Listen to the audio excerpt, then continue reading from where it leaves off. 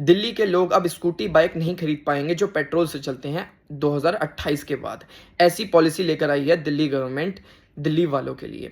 क्या सिचुएशन है और क्या सिनेरियो मैं आपको डिटेल में बताता हूँ। दिल्ली गवर्नमेंट ने 15,000 करोड़ का एक प्रोजेक्ट स्टार्ट किया है जिसमें ईवी पॉलिसी 2026 इन्वॉल्व है। इस पॉलिसी के अंतर्गत दो व्हीकल्स को इन्वॉल्व किया गया है, 2 व्हीलर्स और 3 व्हीलर्स। मतलब 2 पहिया वाहन और 3 पहिया वाहन। 2 पहिया वाहन में आते हैं स्कूटी और बाइक, और 3 पहिया वाहन में आते हैं सीएनजी और बाकी जो छोटे ट्रक्स होते हैं, N1 कैटेगरी के ट्रक्स होते हैं, इनको कन्वर्ट करना चाहती है पूरा इलेक्ट्रिक में। ऐसा पर्टिकुलर 2 व्हीलर्स के साथ ही क्यों किया गया है और 3 व्हीलर्स के साथ ही क्यों किया गया है? क्योंकि according to the data Delhi में जो पॉल्यूशन होता है वो पॉल्यूशन होता है ट्रांसपोर्ट की वजह से 23%। पॉल्यूशन 23% ट्रांसपोर्ट की वजह से होता है, और उस 23% में 67% पॉल्यूशन जो होता है वो 2 व्हीलर्स की वजह से होता है। तो 2 व्हीलर्स व्हीकल्स को ही कंप्लीटली ट्रांसफर करना चाहते हैं इलेक्ट्रिक व्हीकल्स में 2028 के बाद से।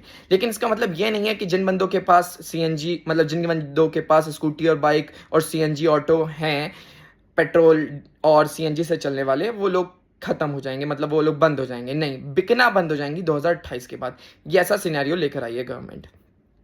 अब ये कितना सक्सेसफुल रहता है कितना नहीं सक्सेसफुल रहता है तो समय बताएगा। क्यों? क्योंकि इंफ्रास्ट्रक्चर तो डेवलप नहीं हो पाया है अब तक।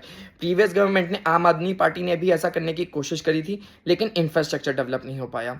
सेम इस गवर्नमेंट ने भी बहुत सारे ईवी स्टेशन लगाने की बनाया, सिनेरियो बनाया है, क्योंकि दिल्ली बहुत बड़ा शहर है, उसमें इस तरीके से इलेक्ट्रिक स्कूटी और बाइक चला पाना थोड़ा सा डिफिकल्ट होगा, क्योंकि ट्रैफिक भी बहुत ज़्यादा रहता है।